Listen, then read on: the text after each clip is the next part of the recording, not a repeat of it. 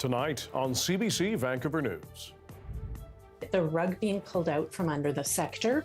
Housing advocates say they've been left high and dry by the BC budget with a community fund scrapped.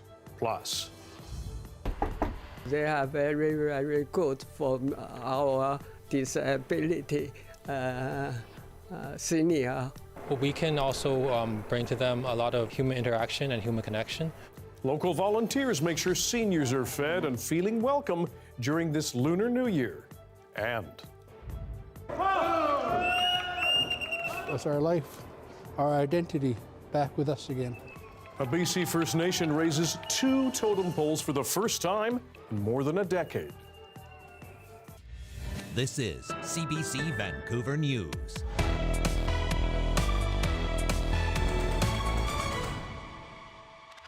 Hello, I'm Dan Burritt. Thanks for joining us. Housing advocates are crying foul over BC's newly released provincial budget. They say the government has axed a program that pays for more affordable rental housing. Katie DeRosa has our top story. This empty lot on East Pender Street in Vancouver was supposed to be the site of 64 affordable rental units. But the province is scrapping the Community Housing Fund, which nonprofit housing providers say will leave a gaping hole when it comes to building affordable rental units across BC. It's catastrophic, really. There are thousands of units in the hopper that were submitted as proposals in response to the Community Housing Fund call, and those developments have been occupying everyone's time, attention, and money on the assumption that the call would be proceeding. And to find out now that they're not is just so incredibly disappointing. Nonprofit housing providers say they've spent millions getting their projects shovel-ready, and now those projects are in limbo. The impacts of this will be felt for years. Shortly after the budget was unveiled, BC Housing sent a letter to community housing providers telling them that applications submitted under this call will not be advanced. The rug being pulled out from under the sector, particularly on projects that were put forward in good faith, with significant costs incurred. The fund was launched in 2018 with the goal of building 20,000 affordable rental homes for families, seniors, and people with disabilities. The president of the Union of BC Municipalities says on one hand, the government is forcing municipalities to meet provincially mandated housing targets, while taking away a key source of funding for below-market rentals. I think a lot of members are going to be left with so many questions on what do we do next and how do we meet these targets without the availability of the Community Housing Fund. BC's housing minister says she understands the disappointment, but the housing targets remain in place. Boyle insists the NDP government has delivered historic investments in affordable housing and will continue to work with nonprofits through other programs to get housing built across the province. Katie DeRosa, CBC News, Victoria. Mental health advocates, meanwhile, say the newly released budget misses an opportunity to help more people before they need serious treatment. Mira Baines has that story. CEO of Coast Mental Health says the province is protecting mental health spending in the budget, but there are gaps in community-based care. What many people don't realise is most people start in community, and whether they come into contact with hospital or police, they'll end up back in community. So it really is those vital community-based services that people need when they need them, such as counselling. The mass shooting in Tumbler Ridge and last spring's Lapu Lapu Day Festival tragedy are shining a spotlight on early intervention. BC's health minister says funding continues for youth. With the recent very tragic events that have taken place in Tumbler Ridge and ensuring that rural communities, remote communities have access to these resources. That's why we'll continue to expand Foundry resources available for youth. This mental health advocate says more people need support before they're in a crisis. The only kind of net gain in mental health spending in the health budget was that $131 million for involuntary treatment and assertive community treatment teams. Morris points out involuntary care is the most expensive kind of mental health treatment.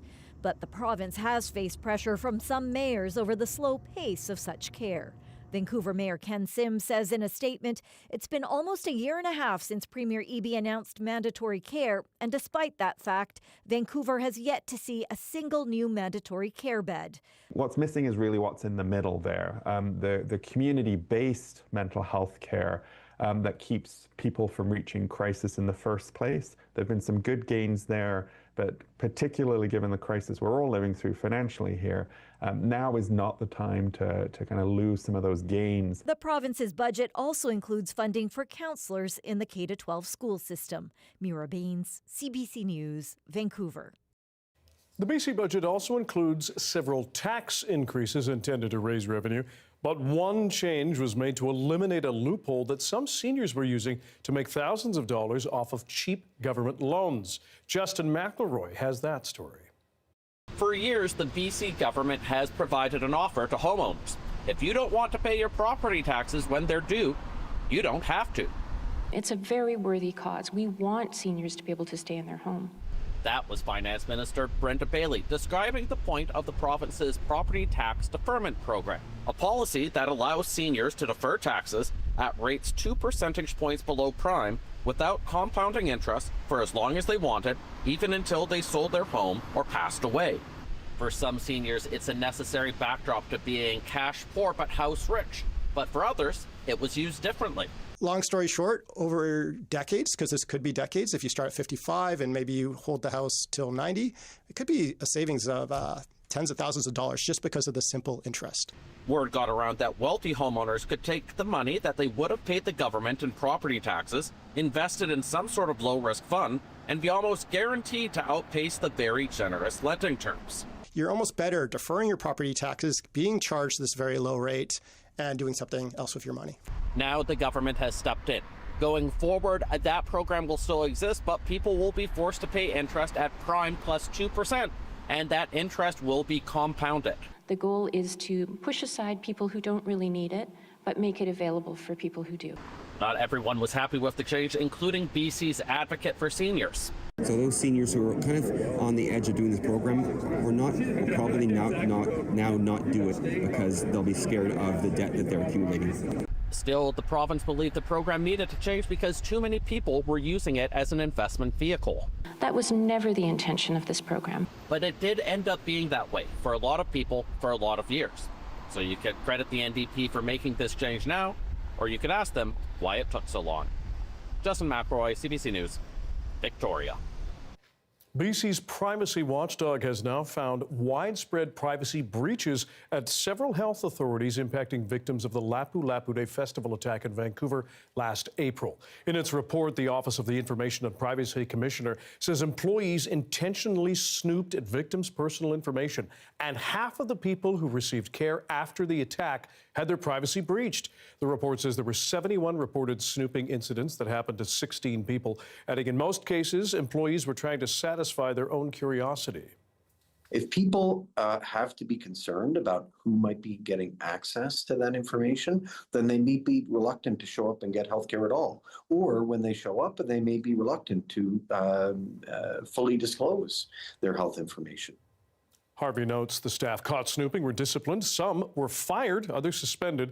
Health Minister Josie Osborne says there's no excuse for what they did. The health authorities involved are Vancouver Coastal, Fraser Health, Providence Healthcare, and the Provincial Health Services Authority. All four say 26 PHSA staff were found to have breached the privacy of the patients, as well as the records of the alleged perpetrator. A new bill that promises to cut interprovincial trade barriers is going through its first reading in the legislature. The Jobs Minister says cutting red tape is key to boosting the economy. To ensure that we're able to not only have goods and services move through our province and through our country in a more efficient way, but also to save businesses money, save businesses time, and in the end, save consumers money by making sure cheaper products are available to them. But Calon notes there are still some limits on goods like alcohol and food. He says it will take longer to expand the agreement across Canada as those items are regulated differently. The province expects the new Trade Recognition Act will contribute to more than $200 billion of potential investment across the country.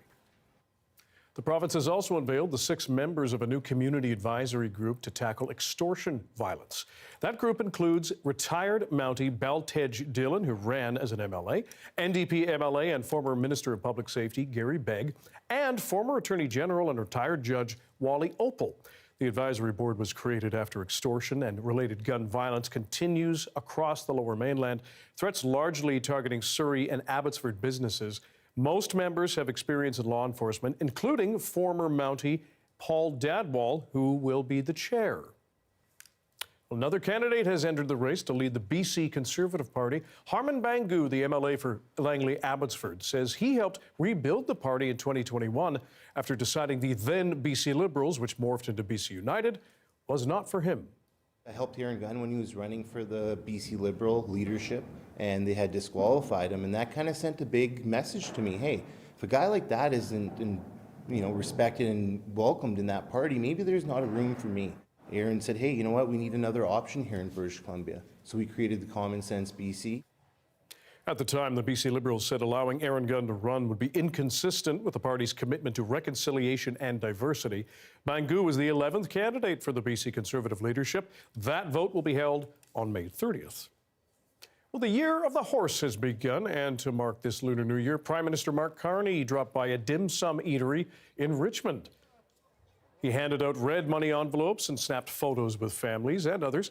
Like many cultural festivals, food is pivotal in the Lunar New Year celebration. And this year, a Richmond nonprofit is stepping up to help seniors get ready for the festivities. Pinky Wong shows us how. Volunteers here are busy grocery shopping, not for themselves, but for seniors as they prepare for Lunar New Year, buying treats like these ones. The team says there are festive items on the list this time of year. Usually, the seniors ask for this sticky rice cake, which means prosperity. A lot of food inside means a lot of fortune and health. The nonprofit takes grocery orders over the phone and delivers them to some seniors in Richmond. My clients base are older adults. They usually cannot drive, cannot lift heavy items. Volunteers say many seniors live alone in the community. They don't really have family members around, and Lunar New Year is a time when family and friends get together. But we can also bring to them a lot of human interaction and human connection. 85-year-old Helen J has been using the service for more than a decade. They are very, very good for our disability senior. She's thankful she has help. My family, sister and brother, they are all in the States. They don't have this kind of service. Half years ago, my elder sister go out, fell down to buy grocery. The Shop by Phone service is co-funded by Vancouver Coastal Health, the City of Richmond, and the province Better at Home program. Oh, it's very nice to have that. It certainly is, and I'm sure there's a lot of people that get the service that maybe that's the only people they see that day, or maybe that's the only smiling face they see. She says services like this help support seniors to live independently. Well, there are a lot of seniors, and I'll be 90 in 6 months or something. You know, older people, it's nice when we can still live on our own and do for ourselves. And so this helps a lot. Okay, thank you. Outreaches that bring joy and connections to many during Lunar New Year. Bye-bye. Pinky Wong, CBC News, Richmond. A First Nation on BC's northwest coast has just celebrated a major cultural milestone. The small community of Gingolch has raised 2 totem poles for the first time in more than a decade. The CBC's Catherine Garrett was there. Inside the Gingolith Memorial Centre, 2 welcome poles now stand at opposite sides of the stage. The centre is a hub for this Nisga'a community of about 400, situated 80 kilometres northeast of Prince Rupert. So it was the perfect place for this occasion. If a pole fell, it would tell us that the pole was never meant to be raised, but both poles went up without a hitch. I think that's what got everyone so excited. They just went up so quickly. And that's life. That's our life, our identity. back with us again. A team of 6 carvers has been working since October of last year. The first pole captures the strength of women in Nisga'a society. The second, people of the river mouth, commemorating the nation's history. It's just a resurgence of artwork that is coming back. A lot of the youth are really interested in this part of the culture as well. And so this is an opportunity for them to see, like, hey, you know, if that guy can do it, I can do it too. For the carvers, it's been painstaking work, some adding final details up until the morning of the event. I love it. I feel like I was just born to do it. It was always in me, and it just all came natural to me all the time. I could never like go a day without picking up one of my tools. Pole raising doesn't happen often in Gingolith, a former missionary town. The last pole was raised here more than a decade ago. The first, only about 25 years ago, community members say. So watching this happen is incredibly meaningful for everyone involved. I think it means wholeheartedly that no matter what has been given to our people, like all the atrocities, all the stuff, we're still here. Our traditions are still here. I'm looking right into the camera. We're still here. And they can't do much about it other than join us, because if you can't beat us, join us. And you're going to, especially when you hear those drums. A day of celebration, culture, community pride, and remembrance. Catherine Garrett, CBC News, Gingolith, Nisga'a Nation.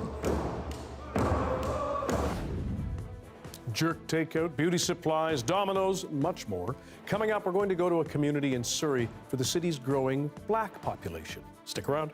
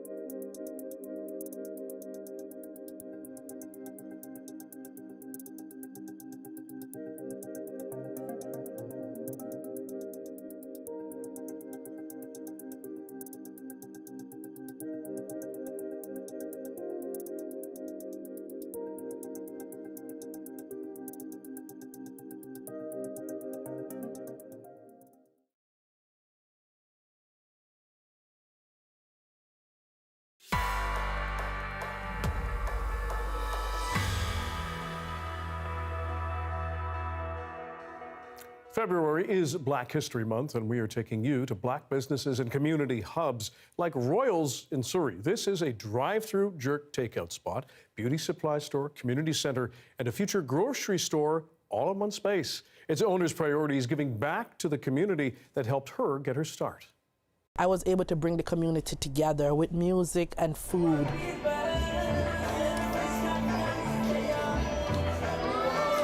I came from Jamaica when I was 11, and I was staying with families and friends, and I went through it. I was homeless. What was even harder, I don't have an education. I was a housekeeper for a family in Toronto when I left home at 16.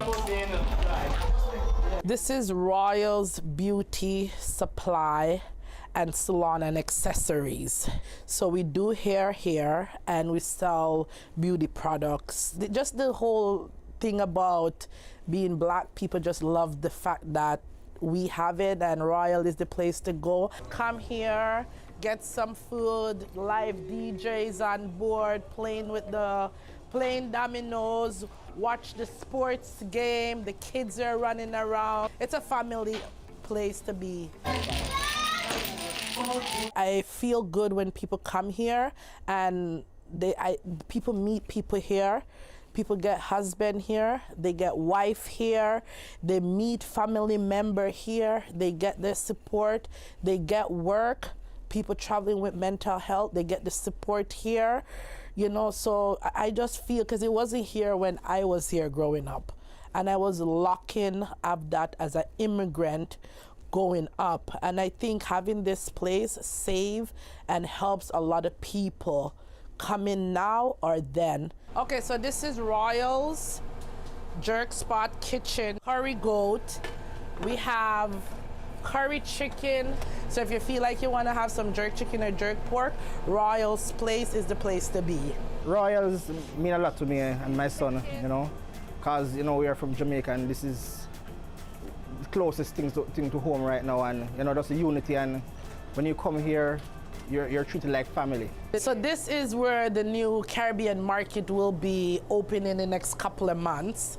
So we will be having international Indian cuisines, like all the little small islands in the Caribbean. This is where it's gonna be at Royals Market. So they feel good coming here, that this is a public space. You don't need an invitation to come. And then we start doing it every weekend.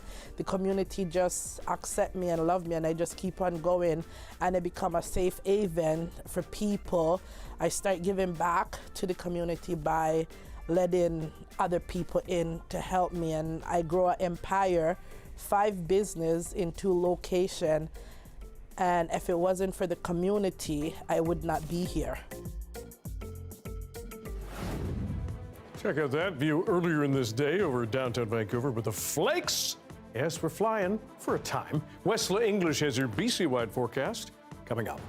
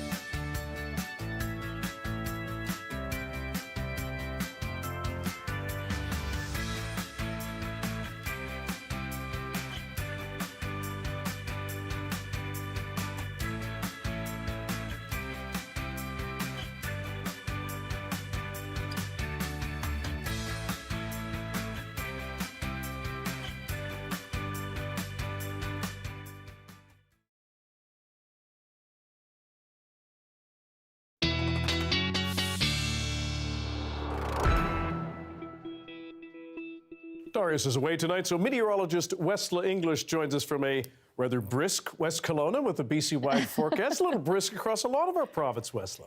Absolutely, especially the northern half of the province. We are influenced by Arctic air that has seeped into British Columbia, and as a result, at least for the next couple more days, it is going to be below seasonal. We'll take a look at the almanac to start at YVR today. Got up to 5 degrees. Seasonal average at YVR is 8 degrees at this time of year. Here's a look at the satellite. Our seasonal, as mentioned, we are going to see this colder kind of sticking around, Arctic front dominating our weather pattern. Most areas not seeing any precipitation, just the odd shower or flurry, as air from the Arctic is typically and relatively dry. Over the next 24 hours, many areas will see sunshine in the mix. The exception is the North Coast. You'll see brighter conditions to start in areas like Prince Rupert, but then snow will move into your area by tomorrow night. Chilly night ahead, especially for areas in Fort St. John, dipping down to minus 28 overnight, and with the wind chill, minus 33. Here's a look at what you can expect tomorrow, staying well below freezing in Prince George, highs of minus 10 for Thursday, but it will be sunny. More clouds in Golden with a chance of flurries tomorrow, highs of minus 6. Here's a look at the southern half of BC, Kamloops mix of sun and cloud with highs of minus 4. In the next 5 days for Metro Vancouver, clearing tonight and tomorrow. We'll see a mix of sun and cloud for Thursday, more clouds again on Friday. And then we will see a change in the weather pattern, Dan. It will be milder. We'll see the Arctic air retreat, but we will also see clouds and showers returning for the weekend. I think we're kind of used to those anyway. Westla, thanks very much. Thanks, Dan. And thank you for being with us on CBC Vancouver News. For news at any hour, please check our website, cbc.ca/BC. Your next local news is on the early edition on CBC Radio 1. That starts tomorrow morning at 5:30. Good night.